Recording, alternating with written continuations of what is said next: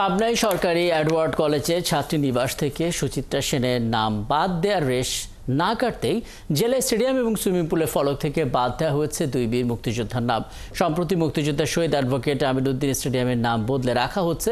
পাবনা জেলা স্টেডিয়াম আর বীর মুক্তিযোদ্ধা রফিকুল ইসলাম বকুল সুইমিং পুলের নাম পরিবর্তন করে পাবনা জেলা সুইমিং পুল রাখা হচ্ছে। এতে তীব্র ক্ষোভ জানিয়েছেন মুক্তিযোদ্ধা শহীদ পরিবারের সদস্যরা। মুস্তাফিজুর রহমানের তথ্য এবং ছবিতে বিস্তারিত। 1971 সালের 29শে মার্চ পাকিস্তানি সৈন্যরা হত্যা করে বীর মুক্তিযোদ্ধা শহীদ অ্যাডভোকেট আমিনউদ্দিনকে। আর জেলার অন্যতম ক্রীড়া সংগঠক বীর মুক্তিযোদ্ধা ও সংসদ সদস্য রফিকুল ইসলাম বকুল সড়ক দুর্ঘটনায় মারা যান 2000 সালে।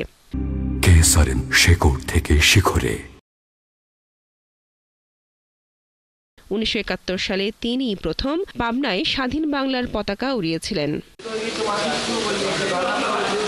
এই দুই মুক্তিযোদ্ধার স্মৃতির প্রতি শ্রদ্ধা জানিয়ে পাবনা স্টেডিয়াম ও সুইমিং পুলের নামকরণ করা হয়। রাজনৈতিক প্রতিহিংসার কারণে এটা চেঞ্জ করা হয়েছে।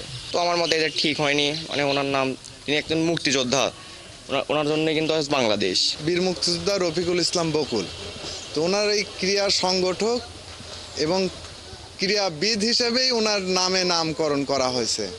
আর উনি তো মুক্তিযোদ্ধা, এটা তো আছেই ওনার। জেলার বেশিরভাগ মানুষের দাবি, এই দুই বীর সন্তানের নাম সরিয়ে দেয়া গোটা মুক্তিযুদ্ধের অসম্মান। তাই এই নাম পুনর্বহাল করা উচিত। উনি দলমত নির্বিশেষে সকলের কাছে শ্রদ্ধাভাজন ছিলেন। আর এই নামটা পরিবর্তন করা, এটা আমরা এলাকাবাসী না, শুধু পুরা পাবনাবাসী হিসাবে আমরা এটার ধিক্কার জানাই এবং নিন্দা জানাই। জেলার বিভিন্ন পর্যায়ের রাজনীতিক ও মুক্তিযোদ্ধা পরিবারের স্বজনরা জানিয়েছেন, মুক্তিযোদ্ধাদের প্রাপ্য সম্মান দিতে না পারলে এর মাসুল দিতে হবে জাতিকে। আপনার মানুষের কাছে অত্যন্ত গ্রহণযোগ্য ব্যক্তি, তার নামে একটা প্রতিষ্ঠান আছে, এটা কেউ কোনোদিন বিরোধিতা করতে হবে কোনোদিন কল্পনাও করতে পারেনি। হঠাৎ করেই আমরা দেখতে পাই তার নামটা পরিবর্তন। এটা আসলেই খুব দুঃখজনক।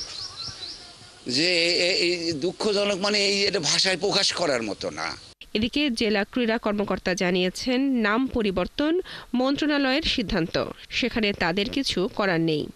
এটি আসলে শুধু পাবনা জেলায় হয়নি, বাংলাদেশের জেলা পর্যায়ে 153টি স্থাপনার নাম পরিবর্তন হয়েছে এবং উপজেলা পর্যায়ে 150টি নাম পরিবর্তন হয়েছে।